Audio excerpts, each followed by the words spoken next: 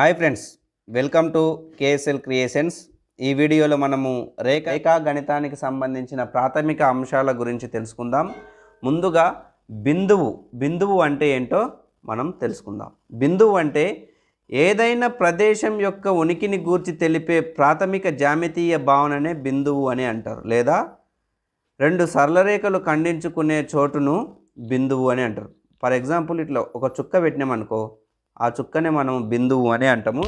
బిందువులను క్యాపిటల్ అక్షరాలైన ఏ, B, C, D ఈ విధంగా క్యాపిటల్ అక్షరాలైన ఏబిసిలచే మనము చూపిస్తాము. రేఖాఖండం గురించి తెలుసుకుందాం. రెండు బిందువులను రుజుమార్గంలో కల్పగా ఏర్పడే సమతల జ్యామితీయ పటాన్నే రేఖాఖండం అని అంటారు. రేఖాఖండం అంటే ఏవైనా సరే రెండు బిందువుల మధ్యలో అత్యల్ప దూరాన్ని మనం గీసినట్లయితే దాన్నే మనము రేఖాఖండము అని అంటాం. ఇక్కడ చూడండి, ఏ మరియు బి బిందువుల మధ్య రుజుమార్గంలో గీసిన గీత ఏదైతే ఉందో దీన్ని మనము రేఖాఖండము అని అంటాం. ఈ రేఖాఖండానికి కొన్ని నియమాలు ఉన్నాయి. అవేంటివో మనం ఇప్పుడు పరిశీలిద్దాం. రేఖాఖండానికి ఉన్న లక్షణాలను మనం గమనించినట్లయితే, మొదటి లక్షణం చూడండి, ఒక రేఖాఖండం యొక్క పొడవు ఎల్లప్పుడూ స్థిరంగా ఉంటుంది. రేఖాఖండం పొడవు ఎల్లప్పుడూ స్థిరంగా ఉంటుందంటే ఏవైనా సరే రెండు బిందువుల మధ్య ఉంటుందన్నమాట. ఒక రేఖాఖండం రెండు అంత్య బిందువులను కలిగి ఉంటుంది. ఏ రేఖాఖండం అయినా సరే రెండు అంత్య బిందువులు ఉంటుంది. ఎందుకంటే రెండు బిందువుల మధ్య గీసిన గీతనే మనం రేఖాఖండం అంటాం కాబట్టి రెండు అంత్య బిందువులను కలిగి ఉంటుంది.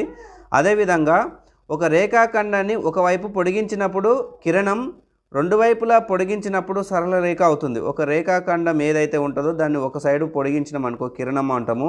దాన్ని రెండు వైపులా పొడిగిస్తే మనం దాన్ని సరళ రేఖ అని అంటాం. రేఖాఖండం అన్నది కిరణం లేదా సరళ రేఖలో ఒక భాగం. రేఖాఖండం అనేది కిరణమైనా సరే సరళ రేఖ అయినా సరే అందులో ఒక భాగంగా ఉంటుంది. రేఖాఖండాన్ని మనం ఏబి రేఖాఖండాన్ని ఏబి రెండు బిందువుల మధ్య గీసిన రేఖాఖండాన్ని ఏబి రాసి దానిపైన ఒక గీత గీసినామనుకో, అది ఒక రేఖాఖండాన్ని ఆ విధంగా ఏబి రేఖాఖండంగా రాస్తామన్నమాట. ఇప్పుడు మనము సరళ రేఖను రేఖ అని కూడా అంటారు. సరళ రేఖ అంటే ప్రతిపాదిత భావన. ఇది రుజుమార్గం స్వభావం కలిగి ఉండి చివరన దీనికి చివరి బిందువులు అంత్య బిందువులు అనేటివి ఉండవు.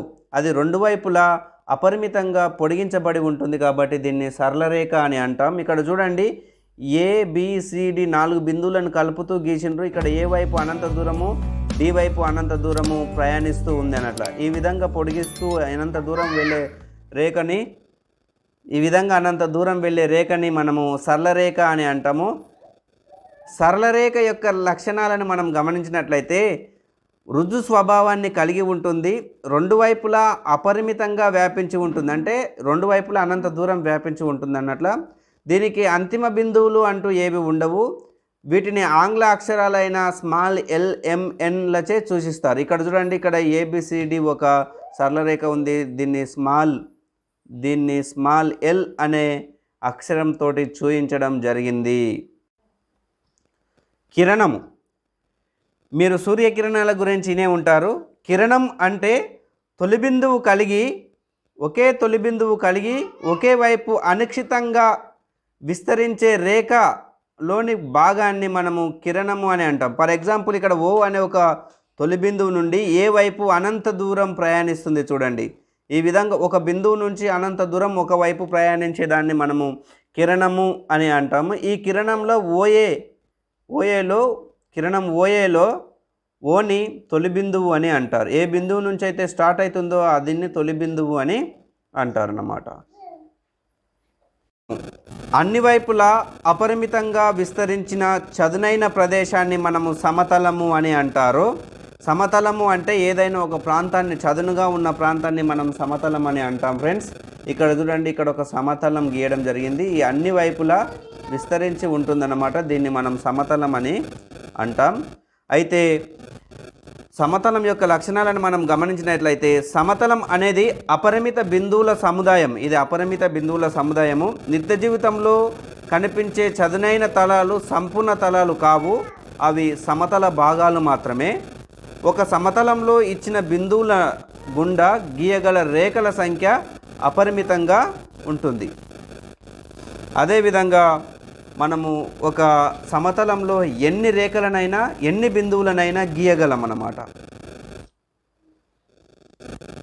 సతలీయ బిందువులు అంటే ఒకే సమతలంలో గల బిందువులను సతలీయ బిందువులు అంటారు. ఇప్పుడు సమతలం గురించి నేర్చుకున్నాం కదా, అలాంటి సమతలం మీద గల బిందువులను సతలీయ బిందువులు అంటారు. ఇక్కడ చూడండి, ఒక సమతలం పైన ఏ బి అనే బిందువులు ఉన్నాయి. అదేవిధంగా సి డి ఇలా అనేక బిందువులను కూడా మనము గీయవచ్చు అన్నమాట.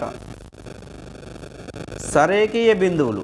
సరేఖీయ బిందువులు అంటే ఒకే రేఖపై ఉన్న బిందువులను సరేఖీయ బిందువులు అంటారు. ఫర్ ఎగ్జాంపుల్ ఇక్కడ పీక్యూ అనే రేఖ ఉంది కదా ఫ్రెండ్స్, ఈ రేఖ పైన ఉన్న బిందువులు ఫర్ ఎగ్జాంపుల్ ఇక్కడ ఆర్ ఎస్ టి ఇట్లా ఇదే రేఖపై ఎన్ని బిందువులైనా గీయవచ్చు. ఒకే రేఖ పైన ఉన్న బిందువులను సరేఖీయ బిందువులు అని అంటాం.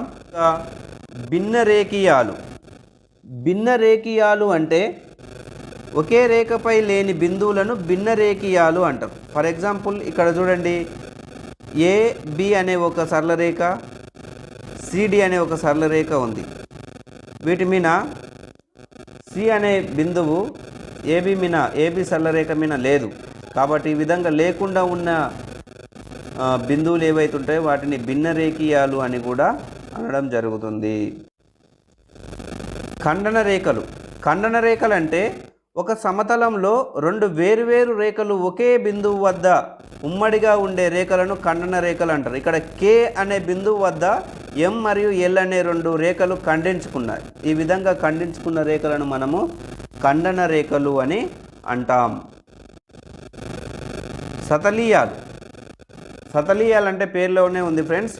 ఒకే సమతలానికి చెందిన రేఖలను సతలీయ రేఖలు అని అంటాం. ఒకే సమతలానికి చెందిన రేఖలను సతలీయ రేఖలు అని అంటాం. అంటే ఇక్కడ ఎంఎన్ అనే సిడి అనే రెండు రేఖలు ఏవైతే ఉన్నాయో ఇవి ఒకే తలంలో ఉన్నాయి కాబట్టి వీటిని సతలీయ రేఖలు అని అనడం జరుగుతుంది. మిలిత రేఖలు. మిలిత రేఖలు అంటే మూడు లేదా అంతకన్నా ఎక్కువ రేఖలు ఒకే బిందువు గుండా పోతే వాటిని అనుశక్త రేఖలు లేదా మిలిత రేఖలు అని అంటారు. ఏదైతే బిందువు గుండా పోతుందో ఆ బిందువును అనుశక్త బిందువు లేదా మిలిత బిందువు అని అంటారు. ఇక్కడ చూడండి ఫ్రెండ్స్, ఇక్కడ ఏదైతే బిందువు దగ్గర అన్ని రేఖలు ఖండించుకున్నాయో దాన్ని అనుశక్త బిందువు లేదా మిలిత బిందువు అంటారు. ఈ రేఖలను మిలిత రేఖలు అని అంటారు. ఒకే వద్ద మూడు లేదా అంతకన్నా ఎక్కువ రేఖలు ఒకే బిందువు వద్ద ఖండించుకున్నట్లయితే వాటిని మనము మిలిత రేఖలు అని అనడం జరుగుతుంది. అంతరాలం. అంతరాలం అనేది అనంత బిందువుల సముదాయం. రేఖలు, సమతలాలు, అంతరాలంలో భాగాలు. అంతరాలం అనేది రేఖలు, సమతలాలు అన్నిట్లో కలిపి ఉంటుంది అన్నట్ల అంతరాలం అనేది అనంత బిందువుల సముదాయం అని గుర్తుంచుకోవాలి. ఓకే ఫ్రెండ్స్, ఈ వీడియో మీకు నచ్చినట్లయితే మీ మిత్రులకు షేర్ చేయండి, సబ్స్క్రైబ్ చేయండి. మరియు రేఖాగణితానికి సంబంధించిన మరిన్ని వీడియోలు అప్లోడ్ చేయడం జరుగుతుంది. Thank you for watching.